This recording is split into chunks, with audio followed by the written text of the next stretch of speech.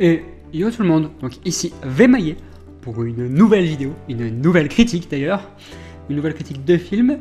Je sais, cette chaîne s'appelle Critique de films, séries et jeux vidéo.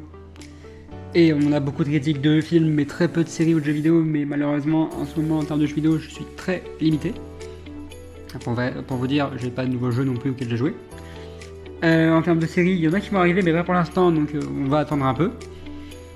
Et la nouvelle série que je vous avais promis et de vidéo n'est toujours pas arrivée parce que le cinéma est de retour cet été, donc j'ai pas beaucoup de temps.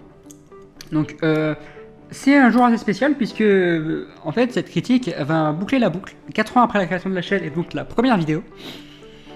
Ça va pas dire que je vais finir la vidéo, hein, c'est tout l'inverse, hein. On est qu'au début et vous allez voir que ça va faire que s'élever jusqu'à ce que j'en ai marre et ça va jamais arriver. Et donc tant mieux pour nous, hein, puisque du coup on se retrouvera très souvent pour des critiques de films, de séries ou d'édits aussi, puisque j'ai beaucoup d'édits que je fais et qui arrivent. De doublage aussi, j'ai un doublage en préparation, j'attends juste des compagnons pour pouvoir le faire, puisque c'est pas du doublage solo malheureusement. Mais bon, on va du coup pouvoir faire cette critique de film. Bon, le souci étant que du coup je donnais le plus gros indice. Je pense que si beaucoup ont connu ma chaîne ou vont voir dans la première vidéo, ils savent du coup de quel film je parle. Donc il s'agit bien sûr du film, du séquel de Bad Boys 3, Bad Boys for Life, qui s'appelle donc celui-là Bad Boys Ride or Die, qui est sorti le 5 juin 2024 au cinéma, donc je l'ai vu hier au moment où je vous du coup parle aujourd'hui. Avec entre autres dans les gros titres du coup Will Smith, Martin Lawrence, Vanessa Hudgens ou encore Alexander Lutwich et Eric Dane en termes de gros pack dont on va parler par la suite. Et d'ailleurs on peut commencer par parler des personnages maintenant. On va parler du duo d'ailleurs, du coup McLaurie et Marcus. Donc le film Bad Boys for Life était quand même assez lié à Mike et du coup son fils, on parlera par la suite. Et là on a un Bad Boys qui revient aux sources, qui nous ramène à vraiment l'esprit Bad Boys où c'est les coéquipiers. Même s'il y a une grosse partie sur Marcus, en fait Mike n'a pas non plus grand chose sur lui, il s'est marié. Pas avec Rita mais avec sa kinésithérapeute qui s'appelle Christine, qui va pas avoir un énorme gros rôle dans le film à part à mon oeil se faire kidnapper, donc il va essayer de la sauver avec Marcus. Et c'est un peu la seule chose qu'il y a à dire. Marcus, lui, a failli mourir. Il a rencontré quelqu'un dont je parlerai par la suite au paradis, le Captain Howard, dont on va parler par la suite. Et donc il a retrouvé une nouvelle vie où en fait il va profiter de la vie, il a plus peur de rien, il s'amuse, c'est le côté humoristique qu'on a du coup dans le film, et c'est un peu la seule chose qu'on a en plus sur lui. On n'en apprend pas beaucoup plus sur les deux, à part que du coup le méchant est lié un peu à l'histoire et tout. Et c'est un peu la seule chose qu'on a à dire sur les personnages, même si on a toujours ce côté humour badass qui nous plaît. Ensuite en termes de personnages, j'ai parlé donc il y a le Captain Howard, qui en fait est un peu l'intrigue du film.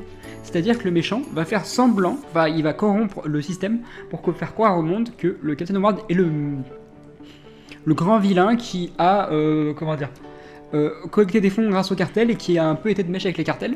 Ce qui fait que les Bad Boys vont essayer de l'innocenter, ce qui fait qu'ils sont un peu aussi ennemis numéro 1, ça va pas aider parce que il y a des taupes dans la police. D'ailleurs, il faut en parler un peu, c'est un peu le bémol, il y a des taupes dans la police, et à un moment donné ils vont prendre un transport fédéral en se disant il va jamais rien arriver, il y a des taupes les gars.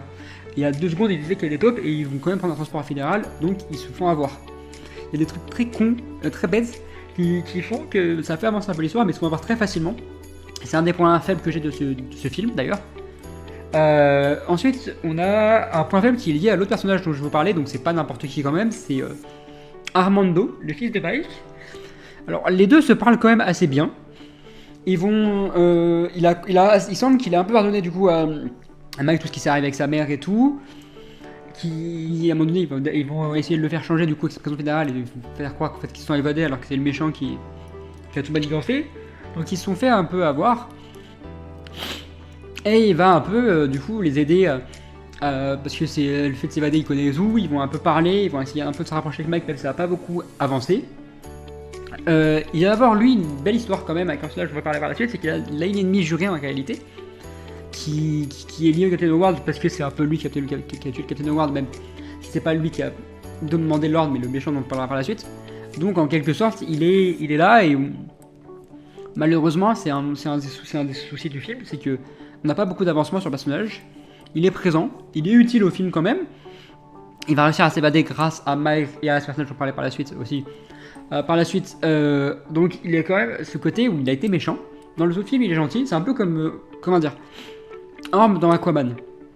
Il va jamais essayer de se barrer, il va jamais essayer de se retourner contre les gens, Il a quelques mauvais moments où ça va pas, mais sinon il n'y a pas grand chose d'autre.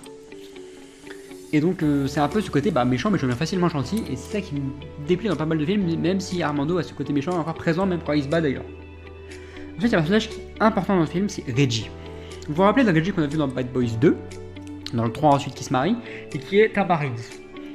Ils vont enfin réussir à nous donner quelque chose sur Reggie dans ce film.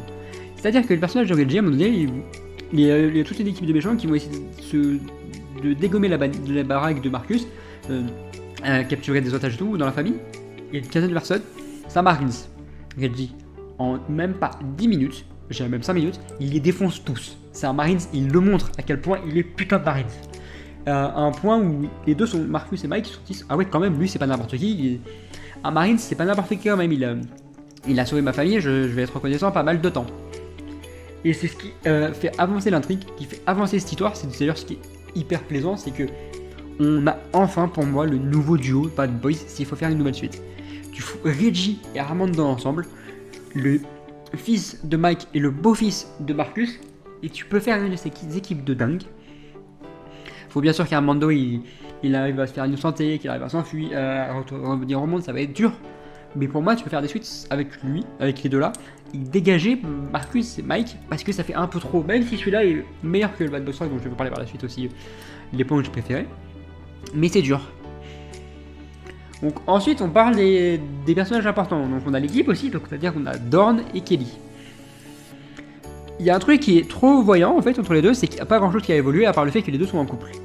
Si vous vous rappelez de Bad Boys 3, à un moment donné, elle va se faire défoncer par un poteau Kelly, par un méchant, et Dorn, il se découvre enfin et il va défoncer le poteau pour la sauver.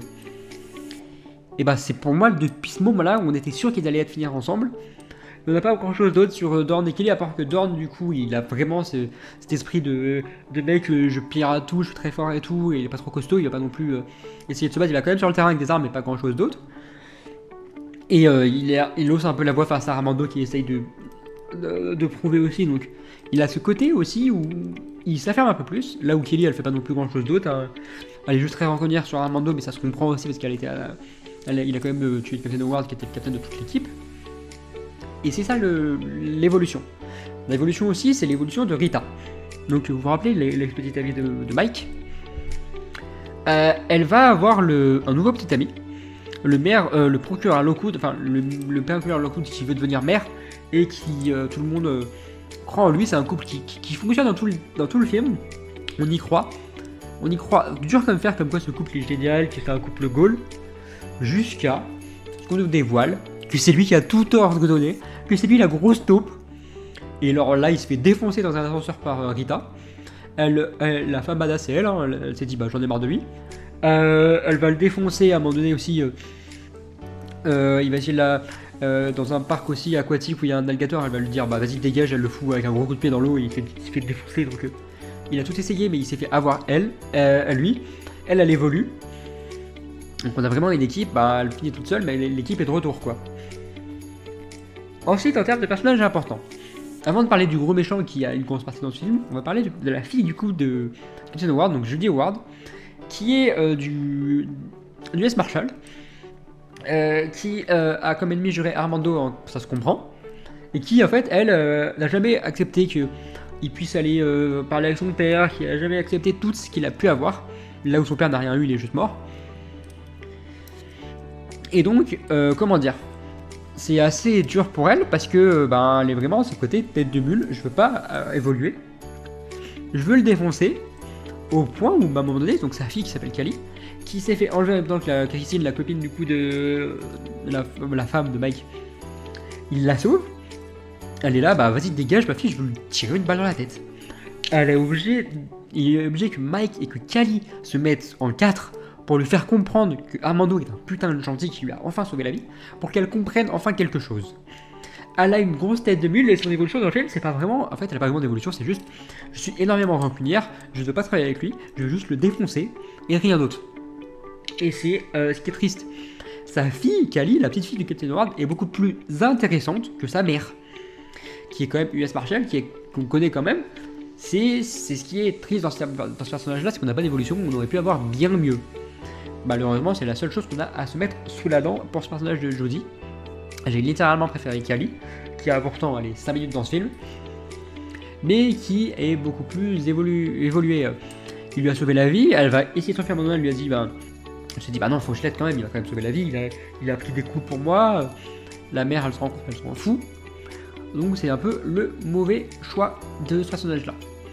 Ensuite, on va parler du méchant, qui est donc John McGrath, un ancien de la maison, qui s'est fait en fait torturer par les cartels, qui se fait torturer au Mexique, à Cuba et tout, qui a devenu méchant juste pour ça.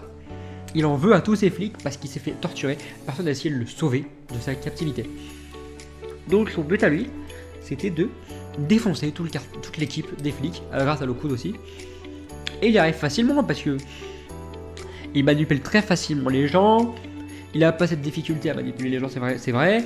Il est quand même assez fort en termes de bagarre. Il se bat plutôt bien. Il est très bon à l'arme. Il est pas si dupe que ça, même si un peu quand même, parce que Lockwood il lui dit vas-y viens, on va changer d'endroit pour les otages, et il se pose pas de questions, il y va, et en fait c'est là où il y a les boys qui ont tendu un page mais qui se sont fait avoir quand même. Donc en fait il est intéressant, mais pas non plus énormément. Et ses motivations sont compréhensives. À la fin il va se faire défoncer par je sais pas combien de balles par Mike, parce que Mike il le voit, il a Christine, il lui dit bah vas-y je vais te défoncer, il y a que ça à faire, en tirant d'ailleurs sur Marcus en même temps. Mais bon. Et ce méchant là est un personnage je trouve meilleur que du coup Armando et sa mère dans le 3. Je trouve qu'en fait ce Bad Boys Ride or Die est en quelque sorte la suite légitime de Bad Boys 2 et 1, là où le 3 ne devrait pas avoir existé, même s'il nous a amené Armando qui est quand même assez utile dans ces films là. Malheureusement le Bad Boys 3 je l'ai pas non plus bien aimé. En soi pour les personnages j'avais que ça à dire. On n'a pas eu d'autres personnages très importants, c'est à peu près tout ce qu'on a à dire. Ensuite, on va parler des choses importantes de ce film. Déjà, on est dans Bad Boys. Bad Boys, c'est connu quand même pour être un film d'action. Et en termes d'action, on se fait pas chier. Donc je pense que vous avez tous l'image en tête du trailer, où en fait, les deux, c'est en fait, pour vous expliquer le trailer, c'est juste que Marcus, il a faim, ils sont en retard au mariage de Mike, et Mike lui dit vas-y, va prendre de la bouffe, si t'as vraiment faim, j'en peux plus de toi. T'as 90 secondes. Donc Marcus, il fait tout, il va prendre sa bouffe, il va prendre des saucisses, c'est vraiment gros coiffre. Au moment d'aller payer au comptoir, il y a un mec qui tire son flingue. Et là, en 2 secondes, Mike arrive, il dit bah ouais, mais t'es en retard, Marcus. 2 coups de balle, le mec est à terre. C'est l'action qui était marrante, qui a pas duré non plus longtemps. On a d'autres actions dans une sorte de clubhouse qui est génial aussi, où la lumière fait très bien les choses aussi. Oui, où les balles vont tout défoncer, mais c'est assez cool aussi. Pour moi, la meilleure scène d'action du film, c'est vraiment la scène d'action de fin, dans le gros parc où il y a des balles qui volent partout, mais ils vont se défoncer facilement. Il y a de l'évolution, il y a du suspense, il y a des bonnes scènes d'action. Franchement, dans ce film-là, je suis très content des scènes d'action. Même scène d'action, à un moment donné, sur la route, à essayer de poursuivre un gars. Au travers des bagnoles. Franchement, en termes d'action, je suis plutôt content de ce qu'on a. Je suis très content de l'action qu'on a donné dans Bad Boys, qui est pour moi aussi bien que le 2 et le 1. Assez bien aussi par rapport au 3, qui avait quand même pas mal d'action assez cool. Et c'est vrai qu'en termes d'action, Bad Boys, il nous a quand même offert des bonnes actions, avec l'alligator aussi, qui va bouffer le bras à Marcus, parce que Marcus se dit ah bah je suis immortel, je peux aller parler de cet alligator. Et en fait, l'alligator avait juste faim. Avec le coup de pied du coup de Rita sur le coup de pied que tout le monde connaît un peu d'ici Sparta, où bim il saute dans l'eau et alligator. Il pensait être sauvé mais en fait non. Et à côté de Bad Boys, tu parles d'action, tu parles aussi d'une chose importante. Une chose très importante, c'est l'humour. Et en termes d'humour, je crois que Marcus était le personnage le plus drôle de ce film. En fait, vu qu'il est mort, qu'il a revécu après, qu'il a revécu sa mort, et qu'il sait du coup ce qui se passe après sa mort et ce qu'il doit faire, il est juste là à se dire bah je peux profiter. Donc il arrive dans l'hôpital, il va sortir de l'hôpital en robe d'hôpital, monter sur le toit, montrer son cul, montrer à ce qui paraît ça teub à tout le monde. Bah il fait ce qu'il veut.